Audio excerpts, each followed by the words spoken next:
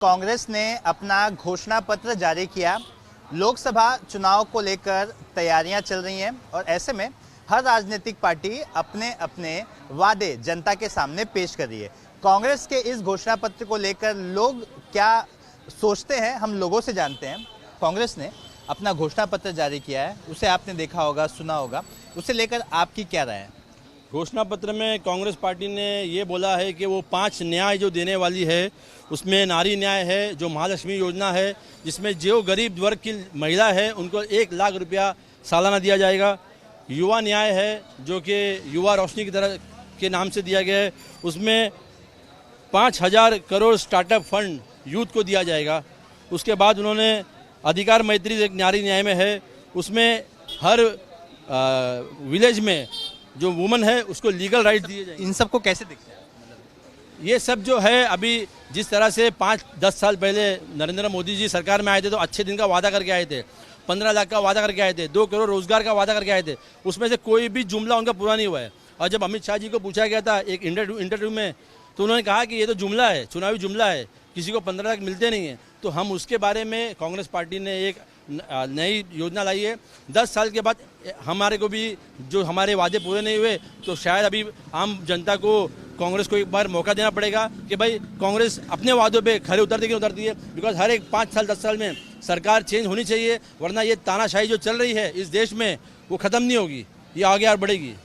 आप क्या कहेंगे, क्योंकि कई ऐसे नेता हैं जिन पर भ्रष्टाचार के आरोप लगे थे लेकिन अब वो बीजेपी का हिस्सा हैं और उन पर कार्रवाई नहीं हुई, उसे लेकर भी मैनिफेस्टो में कहा गया है कि ऐसे इसकी भी जांच की जाएगी। बीजेपी की वॉशिंग मशीन में जो भी गया वो धुल के निकल गया, वो कोई भी हो। 25 में से 23 में से केस निकल चुके हैं, खाली 2 ही बचे हुए हैं, उनको लटका के रखा हुआ है। बाकी रहा ये बीजेपी की जो जुमलेबाजी है, जीडीपी, आम आदमी को जीडीपी को क्या समझता है, उसको क्या लेना देना है, उसको रोटी रोजी से है। महंगाई देखो तो कितनी हो गई। कांग्रेस पे थोड़ा भरोसा किया जा सकता है क्योंकि इन्होंने कर्नाटक में अपना वादा पूरा किया, हिमाचल में पूरा किया है। अब आगे देखते हैं, अगर पब्लिक की समझ में आवे कि ये जो सरकार आने वाली, अगर ये इलेक्शन बीजेपी जीत गई, इसके बाद इलेक्शन होगा नहीं, आप डेमोक्रेसी को भूल जाना, सब खत्म हो जाना। क्यों? इसमें पूरा जुडिशरी तुम्हारा नहीं, ब्यूरोक्रेसी सब मिले हुए हैं, सब मिले हुए। और क्या हालात है आप देख रहे हैं, क्या चल रहा है। अरे कानून है, 24 घंटे में कोर्ट में खड़ा उसके बाद उसकी फरियाद सुनो, कोई सुनता नहीं, 14 दिन रिमांड। ये क्या चल रहा है? ये मुल्क कहाँ जाके रुकेगा? तो आने वाले दिन अच्छे नहीं हैं, समझे। अब कांग्रेस पे एक उम्मीद है, देखो उसका क्या। देखिए, कांग्रेस पर उम्मीद की बात कर रहे हैं, कांग्रेस की सरकार भी कई दिनों तक थी। आपको लगता है जो अब 10 सालों में विकास हुआ है, कांग्रेस के समय वो विकास नहीं हो पाया था एक, और जो घोषणा पत्र जारी किया है उसे एक आम आदमी कैसे देखता है? कांग्रेस जो किया है वो अच्छा ही काम किया है, वो गलत काम नहीं किया है। ये जो सरकार है जुमलाबाज सरकार है, इनका खाली जुमलाबाजी किया, वादा तो किया है लेकिन वादा के मुताबिक कुछ काम नहीं किया है बस।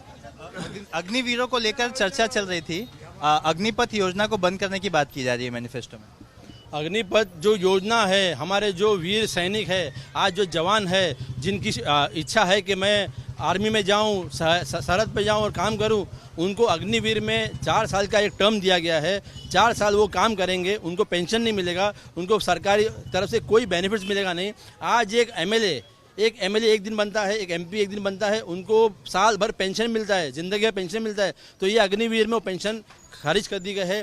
कांग्रेस ने ये वादा किया है कि ये अग्निपथ जो उनका स्कीम है उसको कैंसिल करेगी। ये हम इसका वेलकम करते हैं। कांग्रेस को ये सब करना चाहिए, बिकॉज कांग्रेस ने भी पिछले टाइम में बहुत गलतियां की है।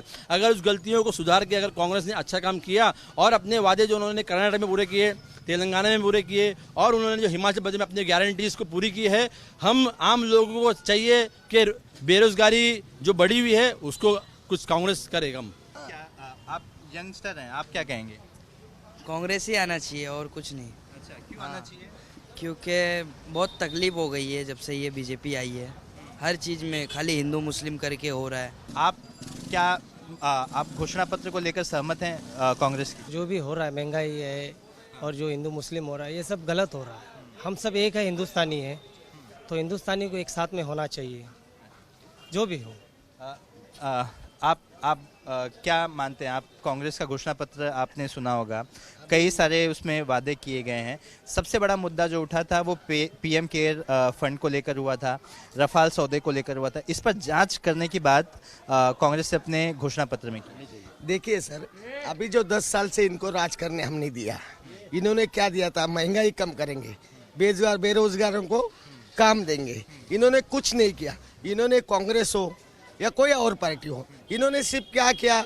सब पार्टियों को बाहर करने के लिए ईडी सीबीआई का इनकी जांच लगा दी। इनके अंदर भी कितने भ्रष्टाचारी है देखो। ये नारायण राणे हुए, अशोक चौहान हुए, बाद में ये देवेंद्र फडणवीस ने पत्र में कहा गया है कि जिन पर भ्रष्टाचार के आरोप थे, जो बीजेपी में चले गए, उन पर कार्रवाई नहीं हुई, इसकी भी जांच कर। हाँ, लेकिन उसकी कार्रवाई हुई नहीं ना सर। कार्रवाई क्या होनी चाहिए ना हमारे। हाँ, कांग्रेस कार्रवाई करेगी। ये लोग आएंगे ना तो सत्ता के लालच में इन लोगों ने क्या किया? सबको अंदर करने चाहिए जिनके ऊपर कोई भ्रष्टाचार के आरोप थे। देवेंद्र फडणवीस ने स्टेज से कहा था कि हम अगर सरकार में आते हैं तो अजीत पवार को चक्की पीसिंग। अभी अजीत पवार ही उनके साथ है। क्या इनकी दोगली राजनीति है बताइए आप? जब ये लोग भ्रष्टाचारियों को भी अपने अंदर लेते हैं और बोलते हैं कि भ्रष्टाचार ना खाऊंगा ना खाने दूंगा। एक आम आदमी बड़ा कंफ्यूज है सब चीजों में। आम आदमी के लिए महंगाई और भ्रष्टाचार बहुत हुआ है। सब भ्रष्टाचारी इन्होंने लिए है। आम आदमी और देश के युवाओं की इनको चिंता ही नहीं है। सिर्फ हमें पैसा कौन देता है, यही इनका सोचना है।